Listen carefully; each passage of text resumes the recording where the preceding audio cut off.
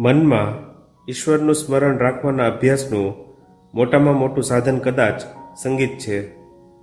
ભક્તિના મહાન આચાર્ય નારદને ભગવાન કહે છે, નાહમ વસામી વૈકુંઠે યોગીનામ હૃદયે ન ચ મદ્ભક્તા યત્ર ગાયંતી તત્ર તિષ્ઠામિ નારદ. નારદ, નથી હું સ્વર્ગમાં વસતો કે નથી યોગીઓના હૃદયમાં વસતો. હું તો મારા ભક્તો જ્યાં મારું કીર્તન કરે છે ત્યાં વસું છું. સંગીતની મનુષ્યના મન ઉપર બહુ જબરી અસર થાય છે. સંગીત તેને એક ક્ષણમાં એકાગ્ર બનાવી દે છે.